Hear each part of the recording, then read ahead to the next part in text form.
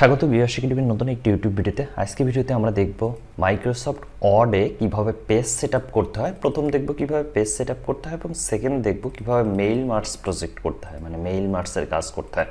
Page সেটআপটা normally দেখাবো আর mail merge আমার ক্লায়েন্টের ফাইল দিয়ে শেয়ার করে দেখাবো।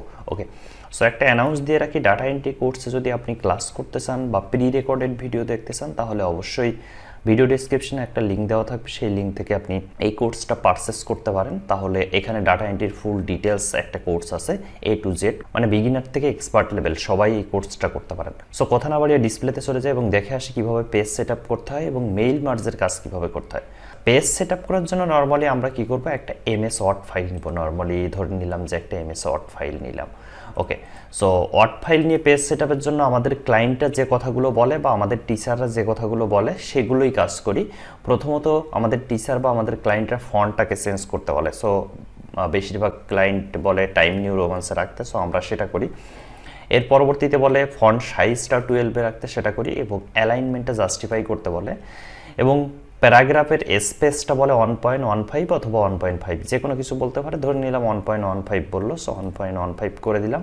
এবং আরও বেশ কিছু সেট আপ করতে বলে, সেটা হলো মার্জিন দিতে। সো এই মার্জিনটা পাবো লেআউট ট্যাবে। লেআউট ট্যাবে যাওয়ার পরে মার্জিনের উপরে ক্লিক দিব। এখানে দেখেন বাই ডিফল্ট অন থাকবে। আপনার যদি কোনো কিছু কাস্টমাইজ করার প্রয়োজন হয় যেটা আপনার ক্লায়েন্ট বলছে বাট এর ভিতরে নাই, এখানে যেগুলো আছে এর ভিতরে নেই। সো এইটা যদি আপনি করতে চান ডিরেক্ট কাস্টমস মার্জিনের উপরে ক্লিক দিবেন। দেওয়ার পরে এখান থেকে দেখেন টপের অর্থ হলো আপনি হেডারে কত স্পেস রাখতে চাচ্ছেন, বটমের অর্থ হলো আপনি ফুটারে কত স্পেস রাখতে চাচ্ছেন, লেফটের অর্থ হলো আপনি বাম সাইডে কত স্পেস রাখতে চাচ্ছেন। আচ্ছা, এই মার্জিনটা যদি আপনি কিছুই না বুঝেন তাহলে সিম্পলি বলি, পরীক্ষার হলে আপনারা একটা মার্জিন দেন খাতায়, ওই মার্জিনটা জাস্ট MS ওয়ার্ডেও দিতে হয়, জাস্ট লাইক একই। সো লেফটে আপনি কত রাখতে চাচ্ছেন এবং রাইটে আপনি কত রাখতে চাচ্ছেন। এর পাশাপাশি আমরা ওরিয়েন্টেশনটা চেঞ্জ করি, এটা যদিও আরেক জায়গা থেকে চেঞ্জ করব।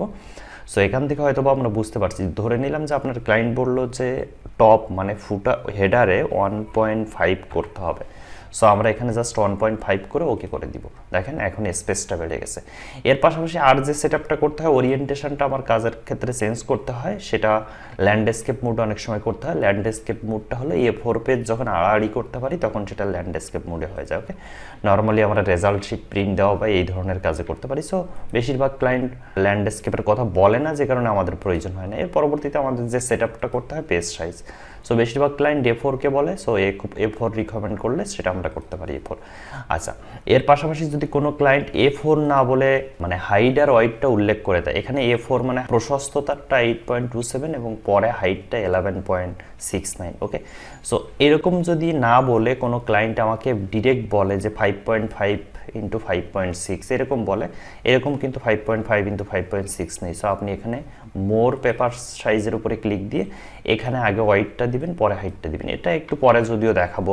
ওকে, সো এভাবে মূলত আমাদের পেজ সেটআপটা কমপ্লিট করতে হয়। জাস্ট এটাই ছিল পেজ সেটআপ। এবং এর পরবর্তীতে আমরা কয়েকটা ফাইলের মাধ্যমে ডিরেক্ট মেইল মার্জের প্রজেক্টটা দেখে আসি। ওকে, শুরুতে আমরা মেইল মার্জ কি সেটা একটু বুঝে আসি। যদিও মেইল মার্জ অনেক ধরনের হয়ে থাকে, জাস্ট আমি কয়েকটা উদাহরণ দিয়ে বোঝাবো। প্রথমত আমি একটা সার্টিফিকেট রেডি করে রাখছি, সার্টিফিকেটের ছবিটা অন করে রাখছি। এইটার উদ্দেশ্য হলো, আপনারা অনেকে জানেন যে এই সার্টিফিকেটটা কিভাবে তৈরি করে, এটা যদি জানতে চান বা এই ধরনের কাজ কিভাবে করে, অনেকের মনে হতে পারে যে লক্ষ লক্ষ স্টুডেন্টের যদি আমি সার্টিফিকেট তৈরি করতে চাই তাহলে সেটা কি এক একজনের জন্য এক একটা করে তৈরি করতে হয় কিনা, ইত্যাদি ইত্যাদি। সো নর্মালি আমরা যখন বোর্ড পরীক্ষার জন্য রেজিস্ট্রেশন করি তখন জানেন যে আমাদের রোল নাম্বার তো বোর্ড থেকে দিয়ে থাকে, আমাদের একটা রেজিস্ট্রেশন নাম্বার, যদি সেটা SSC হয় বা JSC হয় তখন তো শুরুতে দিয়ে দেয়। বাট মোটামুটি রেজিস্ট্রেশন নাম্বারটা সবসময় একই থাকে এবং ফাদার্স নেম, মাদার্স নেম, এগুলো সব দিয়ে আমরা অ্যাপ্লাই করি, কোন স্কুল থেকে অ্যাপ্লাই করতেছি ইত্যাদি ইত্যাদি সব কিছু দিয়ে অ্যাপ্লাই করি। এবং লাস্টে যখন রেজাল্ট তৈরি হয়ে যায়, আচ্ছা এই যে অ্যাপ্লিকেশনটা করি, এই অ্যাপ্লিকেশনটা কিন্তু একটা এক্সেল ফাইলে কমপ্লিট হয়ে যায়, মানে একটা এক্সেল ফাইলে ডাউনলোড করে নেওয়া যায়। সো এই এক্সেল ফাইল লাস্টে কি হয়, আপনার যখন রেজাল্টটা কমপ্লিট হয়ে যায় তখন এই আপনার GPA কত সেই সহ একটা ফুল এক্সেল ফাইল তৈরি করা হয়। এবং এরকম একটা ফরম্যাট MS ওয়ার্ডে আছে যেটা দিয়ে পরবর্তীতে কি করা হয়, আমি একটু পরে যে কাজগুলো দেখাবো সেই কাজগুলোর সিস্টেমে মেইল মার্জের মাধ্যমে একবারে লক্ষ লক্ষ স্টুডেন্টের সার্টিফিকেট একবারে তৈরি করা যায়, একেবারে নিখুঁতভাবে, কোনো মিস্টেক হবে না। আচ্ছা, মেইল মার্চ বোঝানোর জন্য জাস্ট আমি 2টা প্রজেক্ট আপনাদের রেডি করে রাখছি। প্রজেক্ট 1 এখন দেখাবো, এর পরবর্তীতে প্রজেক্ট 2টা দেখাবো। ওকে, ডিরেক্ট আমার ক্লায়েন্টের প্রজেক্ট। ওকে, সো 2টা প্রজেক্টের জন্য আমি 2টা করে 4টা ফাইল রেডি করে রাখছি। আবারও বলি, মেইল মার্চটা কিন্তু এক্সেল এবং ওয়ার্ডের কম্বিনেশনে হয়। প্রথম যেটা অন করি সেটা একটু দেখি। এটা আমার ক্লায়েন্ট আমাকে প্রোভাইড করছিল, পাশাপাশি আমাকে একটা এক্সেল ফাইলও প্রোভাইড করছিল। সো 2টার ভিতরে একটু দেখি কি করতে হবে। আমার ক্লায়েন্টের কথা ছিল এখানে যে নামটা আছে এই নামের জায়গায় চেঞ্জ আসবে এবং অ্যাটের পরে এই অ্যাড্রেসের জায়গায় চেঞ্জ আসবে এবং প্রতিবার কি বসবে সেটা একটু দেখে আসি। ফুল নেম, সো এখানে টোটাল নাম আছে দেখেন 1126। সো 1126 মানে 1125টা নাম আছে, 1125টার নাম এক একটা করে এখানে বসাতে হবে এবং তার ফুল ফিজিক্যাল অ্যাড্রেস। সো একবার নাম বসবে, একবার অ্যাড্রেস বসবে, একটা করে ফাইল হবে।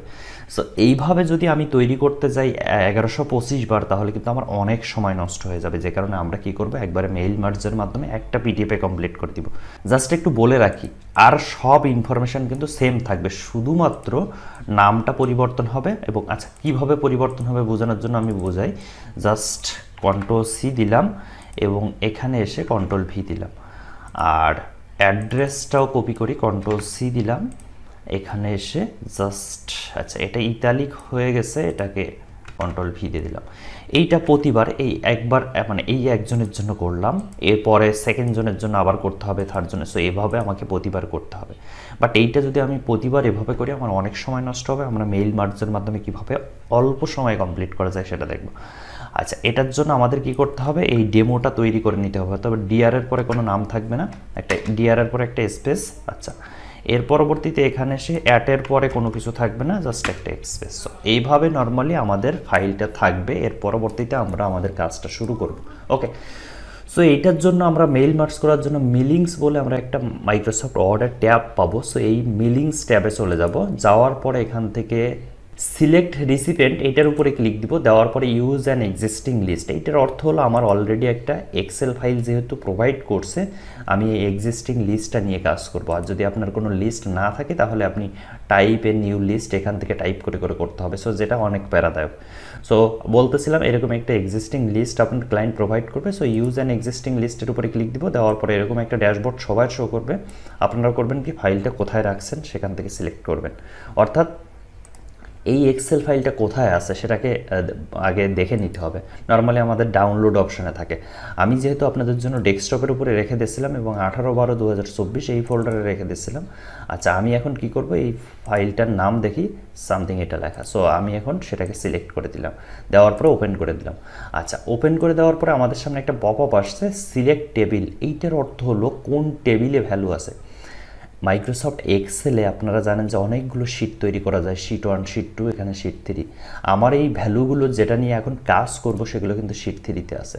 আপনার যদি শিট 1-এ থাকে, শিট 2-তে থাকে, শিট 3-তে, আপনার যেখানে থাকে সেটাকে সিলেক্ট করে দিতে হবে।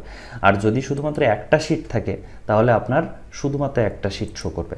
আমার এখানে 3 নম্বর শিটে ভ্যালুগুলো আছে, এটা নিয়ে কাজ করব। এবং এখানে একটু খেয়াল করেন, শিট 1, শিট 2, শিট 3। সো আমি সিলেক্ট করব কোনটা, শিট 3।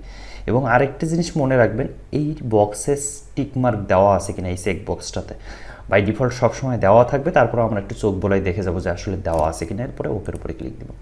দেওয়ার সাথে সাথে দেখেন এখানে এই ট্যাবগুলো আমাদের সামনে, মানে এই টুলগুলো আমাদের ইনসার্ট মার্কস ফিল্ড, বিশেষ করে এই টুলটা আমাদের সামনে এনেবল হয়ে গেছে। এর পূর্বে হয়তো একটু টেনে দেখে আসতে পারেন যে এটা ডিসেবল ছিল, যখনই এটা মার্কস করে ফেলছি তখনই এনেবল হয়ে গেছে। সো আমাদের কার্সারটা ডিআরের পরে আছে, ডিআরের পরে সবসময় কি বসবে, ডিআরের পরে ফুল নেম বসবে। আর অ্যাটের পরে কি বসবে, ফুল ফিজিক্যাল অ্যাড্রেস। সো ডিআরের পরে ফুল নেমটা বসাবো। সো ডিআরের পরে কার্সারটা আছে, ইনসার্ট মার্জের উপরে ক্লিক দিয়ে ফুল নেমটা ক্লিক দিয়ে দেবো। সো এখানে অলরেডি ইনসার্ট হয়ে গেছে। এর পরবর্তীতে অ্যাটের পরে কার্সারটা রেখে ফুল প্রপার্টি অ্যাড্রেসটা দিয়ে দেবো। সো এইটা যে কোর্সে এটা প্রিভিউ করে দেখে নিই। এই যে সো দেখেন, এই যে প্রিভিউ করলাম, নাম শো করতেছে। এখন 1, 2, 3, 4 এভাবে দেখে নিতে পারে। এবং সর্বশেষটা যদি দেখতে চান 1126, তার মানে 1125 নম্বরটা দেখতে চান, এই যে 1125 নম্বর। সো এখন আপনি দেখেন এই যে প্রতি নাম এবং অ্যাড্রেসের জন্য এক একটা করে নতুন করে ফাইল তৈরি হয়ে গেছে। সো এইটা যদি আপনি একসাথে এক্সপোর্ট করে নিতে চান তাহলে কি করবেন, ফিনিশ মার্কস, যেহেতু কাজটা কমপ্লিট, ফিনিশ মার্কস এটাকে এমএস ওয়ার্ড না পিডিএফে করতে চাচ্ছেন। আমরা নর্মালি বেশিরভাগ সময় পিডিএফে কাজ করতে হয়। সো এমএস ওয়ার্ড করলে প্রথমটা করবেন, আর পিডিএফ করলে জাস্ট নিচেরটার উপরে ক্লিক দেবেন। এরপর আপনার সামনে যে পপ আপটা আসছে এটা একটু বোঝার আছে, অল। সো প্রথম লেখা আছে printed recorded all current page আর ফ্রম টু। অলের অর্থ হলো এখানে 1125টা পেজ আছে, সবগুলো পেজ, মানে একটা পিডিএফে 1125টা পেজ থাকবে, এইটা হলো অল। আর কারেন্ট রেকর্ড হলো এখন 1091 নাম্বার পেজটা আছে, শুধুমাত্র এই পেজটা আপনি মানে নিতে চাচ্ছেন। আর ফ্রম টু এর অর্থ হলো আপনি কোন পেজ থেকে কোন পেজ নিতে চাচ্ছেন। সাপোজ 15 নম্বর পেজ থেকে 20 নম্বর পেজ, যদি মনে হয় যে আমার এইটুকু প্রয়োজন, বাকিটুকু আপাতত প্রয়োজন, আমি চেক করতে চাচ্ছি, আমি প্রিন্ট করে দেখে নিতে চাচ্ছি আমার ফরম্যাটটা ঠিক আছে কিনা, যদি এরকম কিছু মনে হয় তাহলে এটা। সো বাই ডিফল্ট আমরা সবসময় কী করি, অল করে দিই, দেওয়ার পরে ওকে ক্লিক দিই। ওকে, নেক্সট আমাদের সামনে প্রিন্টিংয়ের যে সেট আপটা আসছে, এটা থেকে আপনাকে কোনো কিছু চেঞ্জ করতে হবে না, জাস্ট শুধুমাত্র একটু দেখে নেবেন এখানে নেম লেখা আছে Microsoft print two PDF, just এই কথাটা লেখা আছে কিনা একটু দেখে নেবেন, এরপরে ওকে করে দেবেন।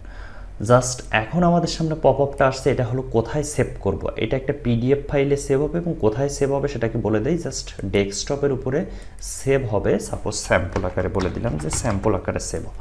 সো এখন সেভ, জাস্ট এই যে পপ আপটা প্রিন্টিং অবস্থায় আছে এটার জন্য একটু ওয়েট করতে হবে, তারপরে দেখবেন যে অটোমেটিকভাবে এখান থেকে কমপ্লিট হয়ে গেছে।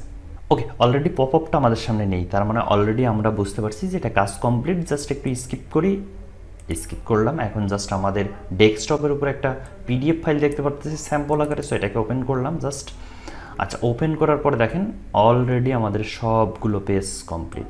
সো এক এক করে দেখেন এই যে, সো প্রতিটা পেজের জন্য নাম এবং অ্যাড্রেস করে এক একটা লেটার হয়ে চলে আসছে, নাম অ্যাড্রেস। সো এভাবে যদি আপনি প্রুভ করতে চান যে সাপোজ লাস্ট নাম্বারটা ঠিক আছে কিনা আপনি যদি দেখতে চান, তাহলে এক্সেলে একটু দেখে নেন, নামটা এটা আর এখানে অ্যাড্রেসটা দেওয়া আছে 3350 ক্লাব ভিলেজ ডিআর সামথিং, এই ধরনের কিছু লেখা।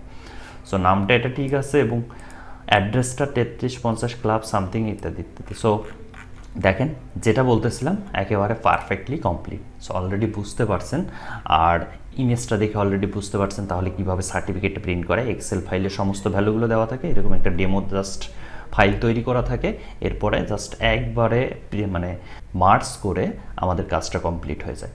আচ্ছা, আমি বলছিলাম দুইটা প্রজেক্ট দেখাবো, একটা প্রজেক্ট তো দেখালাম, জাস্ট আরেকটা প্রজেক্ট আপনাদের জন্য রেডি করে রাখছি, সেটাও দেখাই। এটাকে একটু ক্রস করে দিয়ে এটা সেভ করব না, সেমভাবে এটাকেও ক্রস করে দিয়ে এটাকে সেভ করব না। সো সেকেন্ড ফাইলটা জাস্ট ওপেন করি, এমএস ওয়ার্ডটা প্রথম ওপেন করি, এইটা হলো এমএস ওয়ার্ড, ইয়েস।